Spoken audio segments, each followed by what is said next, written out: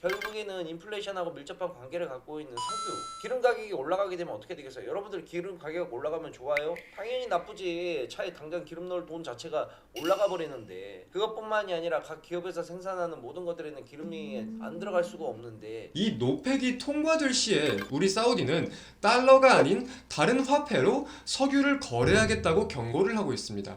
여기서 다른 화폐라면 당연히 어떤 화폐일까요?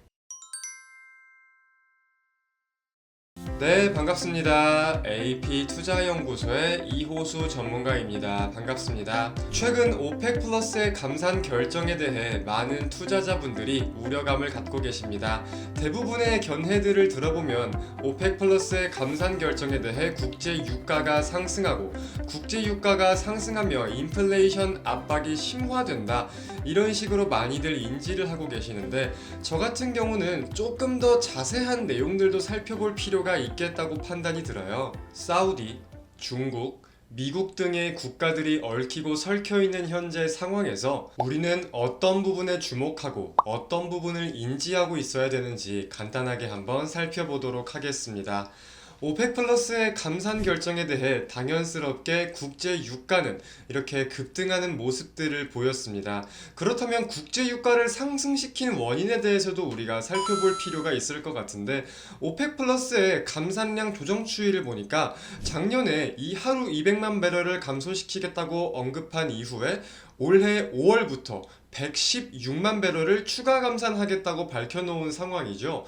그래가지고 지금 하루에 366만 배럴 감산에 대해서 글로벌 원유 수요의 3.7% 가량의 수준이 감산되고 있는 내용이라고 합니다.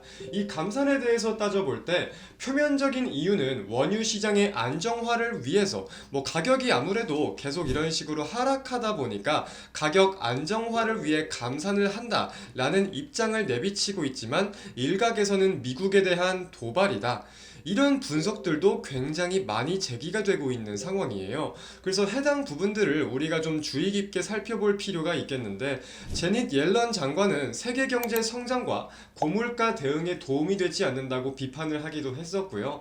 제임스 블러드 총재는 인플레이션을 제어하는 데 더욱 힘들어질 것이다 라고 주장하였습니다. 이렇듯 우리는 인플레이션에 대해 당연히 따져보아야 할 필요가 있는 거겠고, 이런 구조에 대해서 살펴볼 수 있을 것 같아요. 원유 공급 감소에 따른 국제 유가 상승. 근데 국제 유가, 즉 석유 같은 경우는 전반적인 산업군들의 필수적인 소재로 쓰이다 보니까 이 국제 유가가 상승하면서 전반적인 물가 압박이 심화되는 거죠. 근데 물가 압박이 심화된다, 즉 인플레이션 압박이 심화된다는 건데, 여기에 대해서 FOMC 등 전 세계의 통화정책회의에서 금리 인상에 대한 우려감이 지속될 수 있는 가능성에 대해 많은 분들이 인지를 하고 계신 것 같습니다. 이런 내용도 중요한 내용이지만 저는 좀 다른 부분에도 우리가 주목할 필요가 있겠다고 생각이 들어요. 바로 사우디의 외교적인 측면인데, 사우디가 현재 이란, 시리아와도 관계 회복을 하고 있는 상황이지만 동시에 중국과도 굉장히 밀접한 관계를 이어가고 있는 상황임에 주목할 필요가 있을 것 같습니다. 그렇다면 사우디와 중국, 러시아가 우호적인 모습들을 보이고 반대로 미국과는 굉장히 대립적인 모습들을 보일 거잖아요. 그런 부분들에 대해서 이런 기사들, 바이든이 사우디를 비판하는 데 있어가지고 수위를 굉장히 조절했다라는 기사들이 올라오고 있는데, 사실상 오펙 플러스의 감산이 미국에 대한 사우디, 중국 등 국가의 도발이라는 분석이 굉장히 자자하게 제기되고 있습니다. 근데 바이든의 반응이 굉장히 뜻밖이라는 거죠. 미국 내부의 고위 위원들의 비판은 이어지는데 바이든은 왜 이렇게 보수적인 입장을 펼치는지 우리가 분명 살펴볼 필요가 있을 것 같은데요. 해당 내용에 대해 살펴보려면 이 페트로달러에 대해서 사전적으로 먼저 살펴봐야 될 것 같아요. 페트로달러라는 거는 1973년 미국이 사우디 왕가의 안전을 보장하는 대신 석유 및 관련 상품과 관련된 결제를 달러로만 결제하기로 한 협정입니다. 그러면 우리가 달러화가 기축통화가 되고 굉장히 거대한 화폐가 된 내용을 살펴볼 수 있는 거겠죠. 세계 1위라고 불리우는 산유국 사우디아라비아가 달러를 사용하니까 달러 수요가 당연히 급증할 거고 입지 역시 강화되겠죠. 근데 여기서 주목할 점, 최근 중국의 행보가 심상치가 않은 점을 살펴볼 수 있을 것 같아요. 자, 중국에서 달러 중심의 세계 무역 결제망, 즉 스위프트라고 불리는 결제망에 대항해서 만든 국경 간 위안화 지급 시스템 CIPS가 있습니다.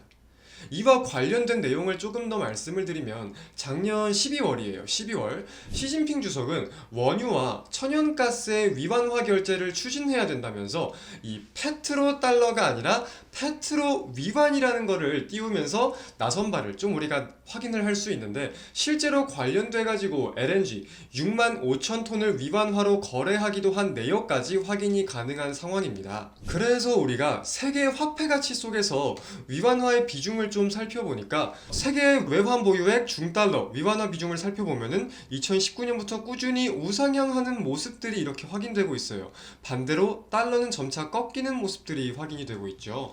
지난해 CIPS 결제 규모는 17년 대비해가지고 대략 3.5배 증가한 42조 위안 가량이라고 합니다. 이게 달러로 치면은 약 6조 7천억 달러 가량인데, 달러 패권에 대한 볼멘 소리가 커지고 SVB 파산 등으로 미국의 금융 불안이 더해지다 보니까 중국은 이때가 기회다라고 판단을 하면서 보다 공격적인 행보를 보이는 내용들도 분명 인지할 필요는 있을 거예요. 그래서 현재 흐름들을 살펴봐도 중국 같은 경우는 신흥국을 중심으로 위안화 사용을 늘리는 협약을 계속해서 체결해 나가고 있는 상황이고, 최근에 이런 일도 있긴 있었습니다. 중국의 수출입은행이 사우디 국영은행과 이 대출 협력을 하는데 이걸 위안화로 대출 협력을 마쳤다는 등 위안화 결제, 위안화 교류에 대한 비중이 점차 확대되고 있는 상황이라는 거죠. 그렇다면 여기서 미국이 분명 가만히 있을 수만은 없을 텐데 미국은 어떤 대응책을 고수할 수 있겠느냐라고 따져본다면, 첫 번째는 노펙이에요. 석유 생산 및 수출 카르텔 금지법의 약자인데 현재 미국에서 상원 법사위를 통과하였고, 이제 만약에 상하원 본회의를 거쳐서 대통령 서명을 받을 시에 발표가 될 수 있다, 이렇게 해석을 할 수 있습니다. 자, 이 노펙이 시행된다면은 오펙 플러스 국가들에 대해서도 과독점, 즉 독점 금지 관련해서 미국 연방법원에 소송을 제기할 수 있는 권한이 생겨요. 그럼 당연히 사우디 등 중동 국가들 입장에서는 굉장히 불호적으로 판단을 할 수밖에 없겠죠. 그래서 지금 사우디는 어떤 입장을 비추고 있냐면, 이 노펙이 통과될 시에 우리 사우디는 달러가 아닌 다른 화폐로 석유를 거래하겠다고 경고를 하고 있습니다. 여기서 다른 화폐라면 당연히 어떤 화폐일까요? 위안화를 우리가 1순위로 생각을 해볼 수 있겠죠. 위안화가 될 가능성이 굉장히 농후하다 따져볼 수 있는 거예요. 그렇다면 미국이 공격적으로 노펙을 추진하기에는 좀 무리가 있을 수 있는 상황에서 이런 내용들도 있긴 있습니다. 전략 비축유, 전략 비축유를 방출하는 거죠. 이 전략 비축유는 1973년입니다. 석유 위기 이후에 석유 공급이 중단되었을 때를 대비해 대처하기 위해 비축해두는 석유인데, 해당 그래프를 보면은 전략 비축유 재고량이에요. 지금 재고량이 3.7억 배럴 수준입니다. 3.7억 배럴. 근데 우리가 함께 살펴볼 수 있는 게 IEA와 협약을 맺었을 때 의무 저장 물량이 3.2억 배럴 수준, 즉 현재 보유하고 있는 3.7억 배럴과 그 의무 저장 물량인 3.2억 물량이 큰 차이가 안 나는 거예요. 그렇다면 여기서 따져볼 수 있는 게, 전략유를 방출하는 것은 쉽게 판단을 할 수 없는 상황이고 비축유를 재구매를 한다? 이런 방법도 생각을 해볼 수는 있는데, 사실 여러분들도 알고 계시겠지만 미국은 현재 부채가 급급하게 올라가면서 부채 완화와 계속 맞부딪히고 쉽게 무언가가 부채를 더욱더 땡기거나 돈을 쓰기가 쉽지 않은 상황이잖아요. 아실 분들은 아시겠지만 여기서 또 재밌는 게 뭐냐면, 사실 미국도 전 세계 산유에서 가장 큰 비중을 차지하는 국가 중에 한 국가예요. 물론 그만큼 미국 내부적인 소비도 크기 때문에 생산을 많이 해야 되는 것도 맞긴 맞지만, 여기서 미국이 석유를 뽑아내는 데에 있어서 가장 크게 근원이 되는 내용은 셰일가스를 발견한 내용입니다. 근데 이 셰일가스에 대해서 우리가 간단하게만 살펴본다고 하면은 중동 국가들처럼 이 기름 셰일만 모여져 있는 원유층이 따로 있는 게 아니라 셰일은 굉장히 깊숙이 있고 뭐 진흙, 뭐 가스, 오일 이런 것들이 붙어 있는 거라서 굉장히 이 고도의 비용과 고도의 기술이 필요로 하는 산업 분야예요. 그래서 간략하게 구조를 좀 살펴보면은 우리가 비용이 많이 들다 보니까 당연히 수익성도 따져볼 필요가 있는 거겠죠. 현재로서는 셰일가스는 국제 유가가 아무리 높아도 뭐 50불에서 70불 아래여야 생산성, 즉 수익성이 생긴다는 건데, 자, 미국이 적자를 보면서 늘린다? 지금 상황에서 자, 첫 번째, 아까 부채 한도에 대해서 말씀드렸죠. 자, 두 번째, 미국은 작년에 PTP에 과세를 붙이는 등 원자재에 대한 투자보다 IRA 법안처럼 이 신재생 에너지 관련된 투자를 늘리고 있는 상황인 거예요.